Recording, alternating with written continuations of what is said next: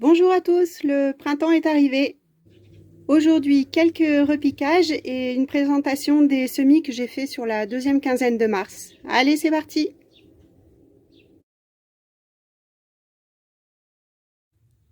Je vais faire le repiquage des petits pois. Ça, c'est mon ombre, coucou. Je les ai posés au sol pour qu'ils soient placés de façon à peu près homogène sur toute la ligne. Avant de dépoter la motte, j'enlève les petites adventices. On voit les racines qui sortent du pot, donc là il est bien temps de les mettre en pleine terre. Ça c'est beau ça, un magnifique chevelu racinaire. Allez, c'est parti, la première motte.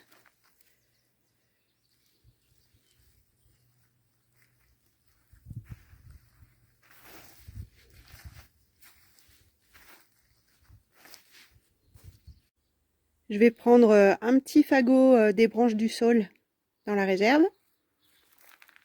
pour pouvoir installer des rames devant la rangée de petits pois. Donc d'un côté il y aura le grillage et devant les branches de saule.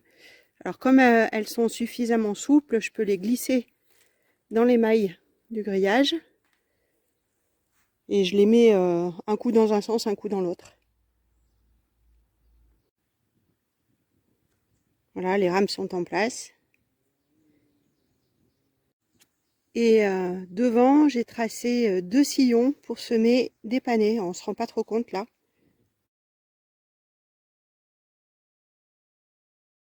Alors, comme j'ai plus d'étiquettes pour mes prochains semis, j'ai récupéré hier auprès de mes collègues 3 canettes et je vais les découper pour faire des petites languettes.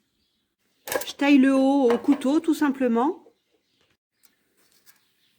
Et ensuite, je taille des bandes avec mes ciseaux du jardin. Et donc, je me suis fait une étiquette panais M. On voit pas trop là. Donc, graines maison qui était à l'origine issue de ce sachet que j'ai récupéré l'an dernier. Et un sachet neuf, panais V, Villemorin. Je les ai gravés avec un clou et j'ai fait un petit trou. Les graines du sachet neuf, je vais essayer de les mettre à peu près tous les 3-4 cm. Et puis avec les graines maison, je vais être un peu plus généreuse parce qu'avec tout ce que j'ai, je peux me permettre de gâcher entre guillemets. Et sachant aussi que les graines de panais ne se conservent pas très longtemps. Certains disent même pas plus d'1 an.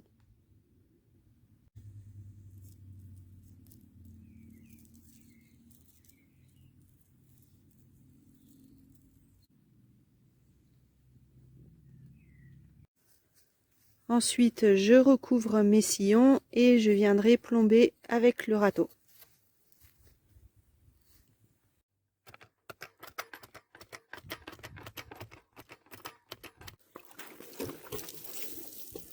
Et on n'oublie pas un bon arrosage sur tout ça.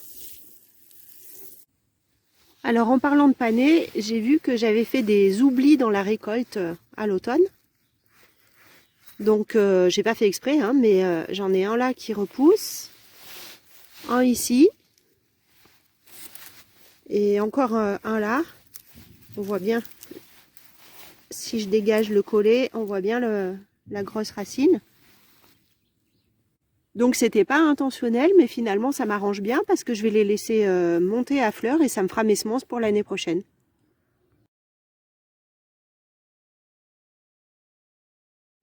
Allez, on y va pour le semis des tournesols.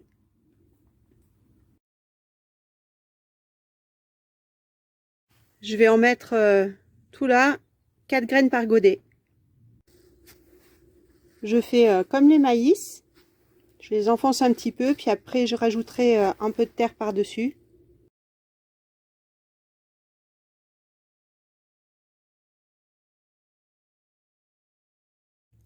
Bon, là ça commence à être la crise du logement. Il va falloir que je me fasse un peu de la place. J'avais déjà mis les godets avec les choux rouges ici, en dessous de la table de semis.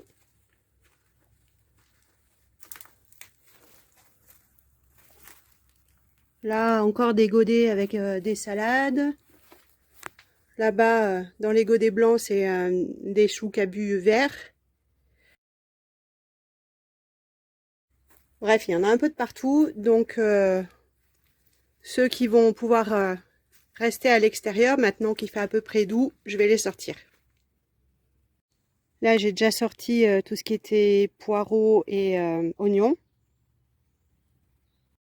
Et donc, je rajoute tous les choux que j'ai séparés pour l'instant. Comme ça, je vais pouvoir retourner dans la serre, continuer les semis. Ici, c'est un pied de physalis que j'avais mis en place il y a déjà 3 ou 4 ans, je ne sais plus exactement. Et quand il est cultivé en climat tropical, c'est une plante vivace. Et dans la serre, il arrive à repartir toutes les années du pied. On voit par exemple cette tige là qui est encore vivante, un peu verte. Donc il va repartir, je pense. Donc là, je vais le tailler, couper tout ce qui est sec, récupérer les fruits qui n'étaient pas arrivés à maturité parce que je pense qu'il y a peut-être quelques graines qui peuvent germer à l'intérieur. Et justement, je vais les semer. Ça fait des jolies petites lanternes chinoises. Normalement, j'ai des semis spontanés qui vont ressortir un petit peu de partout dans la serre. Toutes les années, c'est la même chose. Et là, par exemple, c'était une repousse de je sais plus quand et qui a passé tout l'hiver. Il est bien vert. J'en ai une autre là. Là, il y en a un que j'ai mis en godet, mais il n'est pas bien en forme. Alors peut-être qu'il va repartir. Il y a une petite pousse ici. Ça, c'est des adventices. Hein. Là, il y a une petite pousse. Et puis j'en ai un qui est venu se semer dans le mur, là. Dans le béton. Et qui est même en fleurs.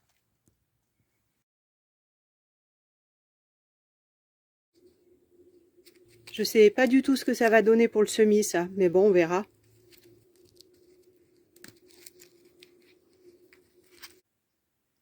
Voilà les petits fruits dans leurs enveloppes. Et je vais mettre le fruit en entier dans le godet. Je l'enfonce un peu, je vais recouvrir de terre. On verra ce que ça donne. Voilà le pied débarrassé des tiges mortes et les résidus de taille que je remets dans l'allée comme d'hab.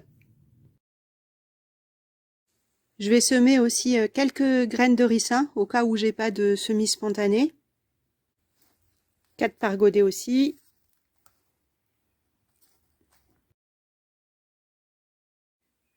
On passe au basilic. Je vais être assez généreuse dans le semis avec ce que j'avais récupéré en 2020 parce que l'année dernière, j'avais pas eu beaucoup de germination. Puis je suis pas très sûre au final qu'il y ait beaucoup de graines là-dedans. C'est surtout les restes des pétales séchés. Et je vais faire un godet aussi avec les graines du sachet.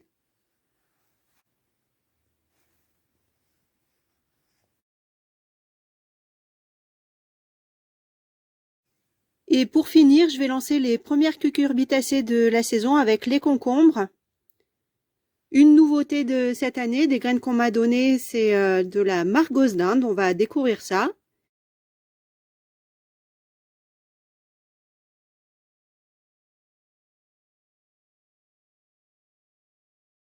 Et puis on finira par des melons.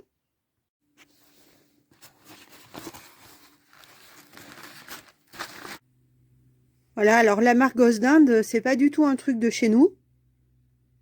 Je crois qu'ils ont ramené ça de la Réunion. Donc je sais pas du tout à quel moment ça se sème. Je vais tenter maintenant et puis si ça marche pas, je retenterai un petit peu plus tard dans la saison, quand il fera un peu plus chaud. Ça fait des graines noires irrégulières, un petit peu comme des étoiles. Pour le melon, je vais semer que les graines que j'ai récupérées l'année dernière, même si ça a été un échec cuisant parce que les melons étaient vraiment sans aucun goût. Mais je pense que ça venait de la mauvaise saison qu'on a eue, où il a plu tout l'été, ou presque. Et donc je persévère encore cette année, mais je pense que ce sera la dernière tentative. Je vous ai pas montré pour les concombres, hein, mais j'ai fait comme les melons. Et comme tous ces derniers semis sont des plantes qui nécessitent de la chaleur quand même, mis à part le ricin, je les couvre avec une petite cloche, une deuxième protection comme pour les tomates.